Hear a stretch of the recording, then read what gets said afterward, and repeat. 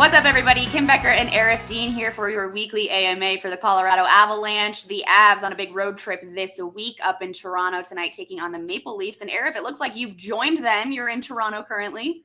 Yes, I am joining them for 2 of the 4 games. I was not in Montreal. I will not be in Ottawa for the back-to-back. I'll be in Toronto today. I'll be in Detroit on Saturday, and I can't wait for either one. All right. Well, speaking of that Montreal game, the Avs come away with a big win, 8-4. Just a scoring clinic. Now, can we expect to see the same tonight, or what are you thinking heading into tonight's matchup? I don't know if it'll be a scoring clinic, but it'll be a much tougher game than the Avalanche have had the last several nights. Between the Arizona Coyotes and the Montreal Canadiens, you're looking at 2 teams that are primed for the draft lottery, which was announced today to be on May 8th. So the Connor Bedard watch is on. But the Toronto Maple Leafs are nowhere near that. I would say that this is going to be a far greater test for the Avalanche, and the competition is going to be much higher. The compete level is going to be much higher. The atmosphere, the energy. This is a team that has already been one of the best teams in the NHL for the past several years, already has one of the best records in the NHL, and really stocked up at the trade deadline. One of the guys they got, obviously Ryan O'Reilly, will not play today. He's out with a broken finger that he suffered about a week ago.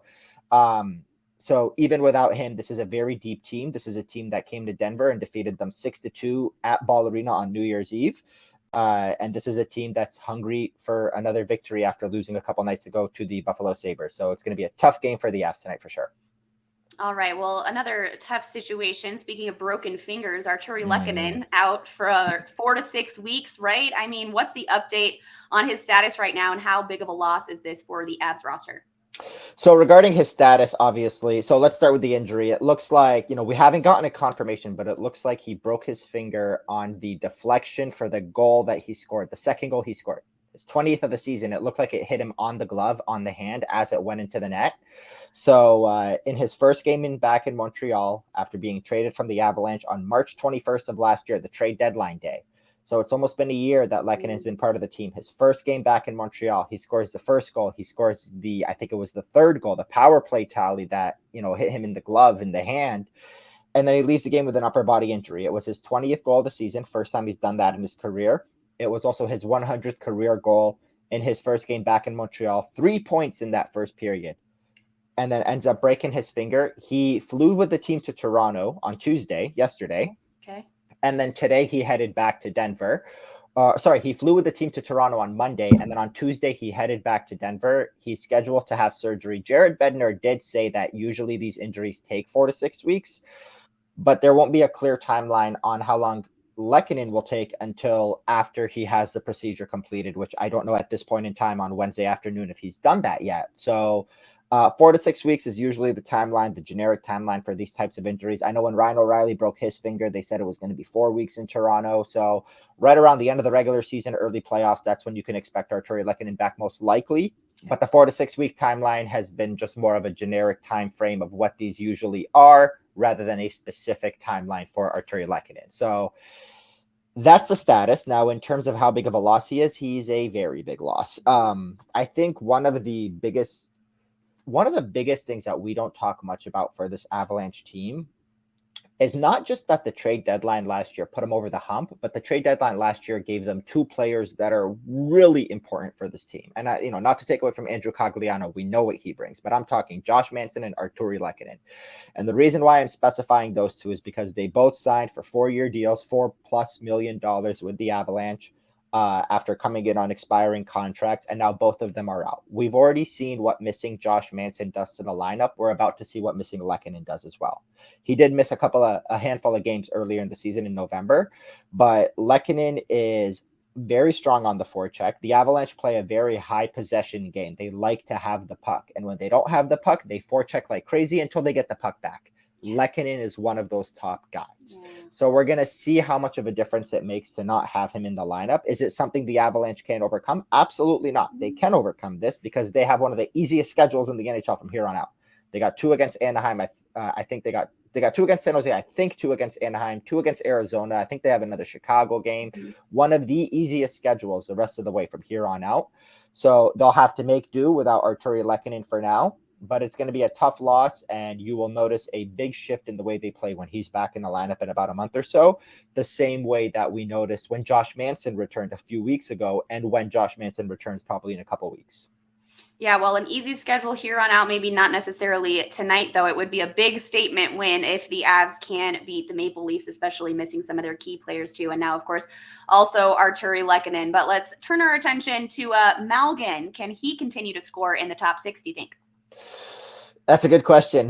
Denis Malgin, he played for the Toronto Maple Leafs for a couple seasons, I believe, and then he went back to the KHL to kind of refine his game, try to hone in his skills, similar to what you've seen other players do. Val Nichushkin did it when he left Dallas and then came back to Dallas. So Malgin did the same thing, was with the Maple Leafs, left, came back, signed with the Maple Leafs again, played on their top six and on a line with Marner and Tavares for 20 plus games. And it was during a stretch where Mitch Marner had a 22-game point streak and Malgin didn't have anything in that stretch. So he was struggling to find the back of the net. And like Jared said this morning, when he was traded to the Avalanche, he was initially struggling to find the back of the net here too, until eventually he started to get his confidence. He started to score. He started to gain more confidence. And now he's got 6 goals in his last 13 games. The thing is, he's been playing on a line with Newhook and Nieto lined up against teams as third and fourth lines. How is he going to do against the top six? It's anybody's guess. What he did in the beginning of the season was not much in a top six role. So we'll see how he does. Granted, he's got a lot more confidence now than he did then. I'm not, going to place a lot of money on Malgin to score here in the next couple of weeks if he's going to play a top six role for the next few games or so. But I do think any goal he brings will just be an added surplus to what the Avalanche already have in the top six, which is Nathan MacKinnon scoring nearly every night, Mikko Rantanen inching closer to 50, Val Nichushkin refining his scoring touch, and guys like that really leading the charge, pulling the weight without Lehkonen. Yeah, Nathan MacKinnon scoring 13 goals in the last 5 games, or of those 15 games, sorry. He has scored in 13 of the last 15 games, and Mikko Rantanen 10 out of the last 12, right? Yes, Nathan MacKinnon has 16 goals in 17 games since the All-Star break. That's the stat that I've been tracking. Nathan MacKinnon post All-Star break is a different animal. He does it, he's done it here for the last couple seasons now, where coming out of the All-Star break, he really starts to ramp it up. He had 13 goals in the first 37 games, went to the All-Star game, and he's got 16 and 17 since. He's already up to 29. I mean, the Avalanche have 17 games left. 40 goals is, very possible now. Yeah. Something that, again, like a month and a half ago, not even 5-6 weeks ago, he was at 13, and he could very well end the season in the 35 to 40 range, which he's just 6 goals away from hitting 35, which is just crazy. But it's exactly what he did a season ago. Last year, he had 3 goals in the first 19 games and then ended the season with 32 in 65. So a half a goal per game pace is what Nathan MacKinnon does best. And now he's got 29 and 54. So or 56. So he's crushing that pace right now. Unbelievable. Very cool. All right. We'll kind of backtrack here a little bit. After Lehkonen went on the injury list, they called up Galchenyuk from the AHL. Why call him up, though, ahead of Myers, Foudy, or Maltsev? So this is a question. This is something that I saw in my mentions quite a bit. The biggest reason why I could say this. So I'll start with Foudy and with Myers. I think the Avalanche want to give those guys a little bit of time to develop. Okay. Starting with Ben Myers. Ben Myers is a player that, the team had high hopes for, and the expectation was that they would have an opportunity to play Ben Myers in a role where he kind of replaces what Andre Burakovsky brought to the team, which was a third line forward at the end of the season after the Lehkonen acquisition. He was a third line forward who can pitch in scoring from the bottom 6 and jump into the top 6 in a pinch. That obviously has been further from what the reality of this season has been for someone like Ben Myers. That doesn't necessarily mean that he's not going to be that type of a player. That doesn't necessarily mean he can't chip in and be a guy moving forward. But right now, Ben Myers at the AHL level in 21 games has 4 goals, 9 assists. He's the one that's been given the most opportunity, but I think they want to kind of tone it down a little bit on throwing him to the Wolves and just give him an opportunity to really get his pro game under him. Because obviously last year when he signed, he came straight out of college.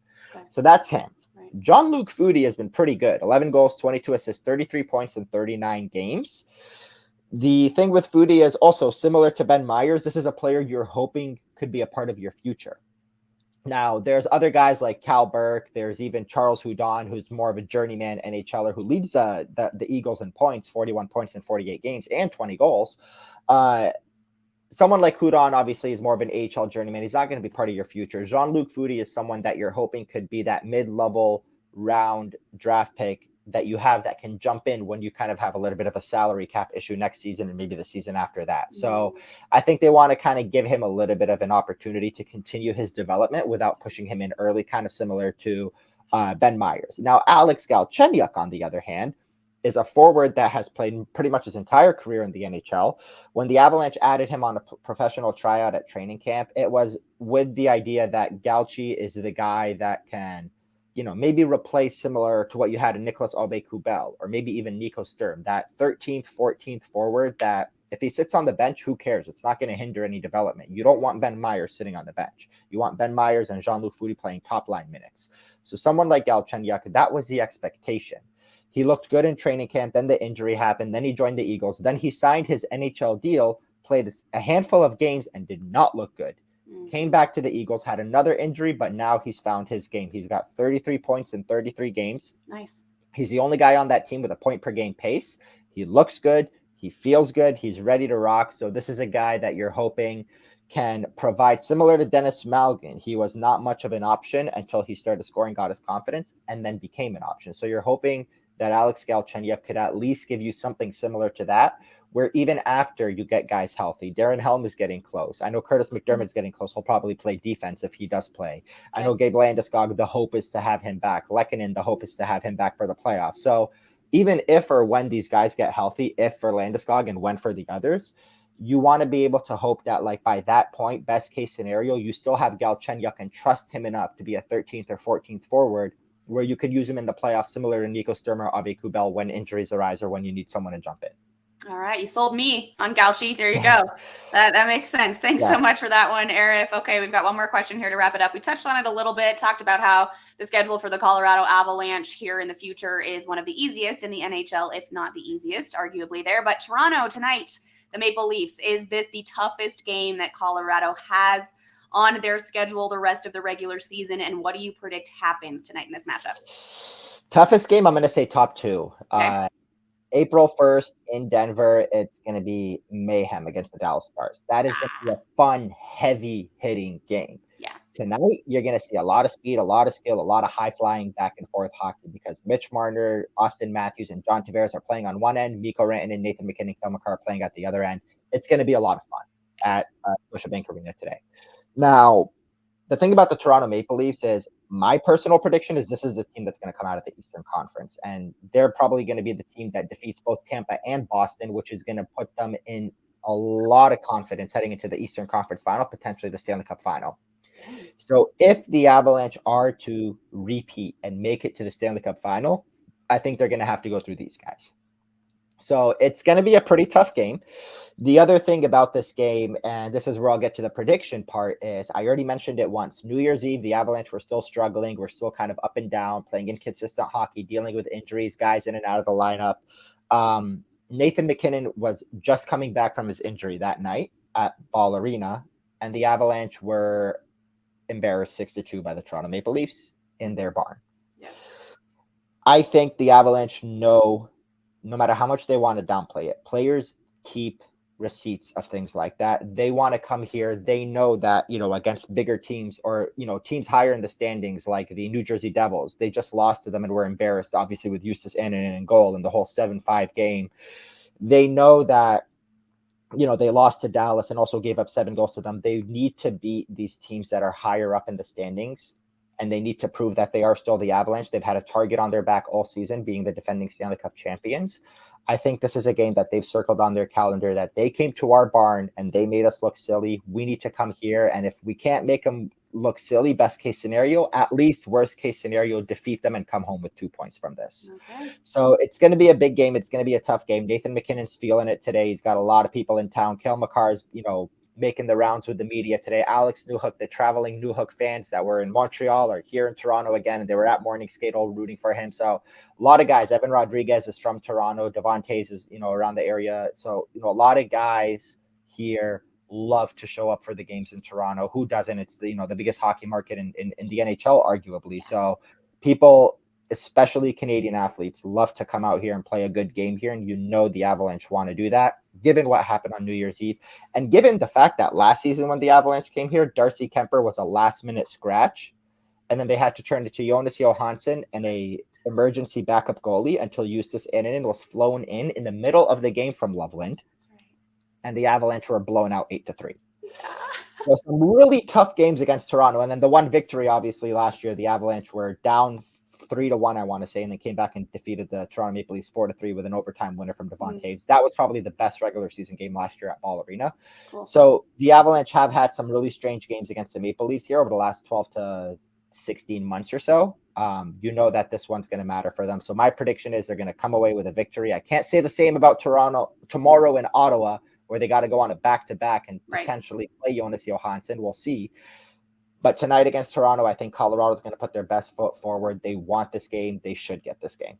Well, that Colorado money line at plus odds right now. So if anybody's looking to make some money, head on over to the sports books because, yes, they are not the favored team tonight. So that'll be a good one. Thanks so much, Arif. I will see you next week for our regular AMA for the Colorado Avalanche. Enjoy your road trip. Get home safely and enjoy the games. Thank you. We'll chat then.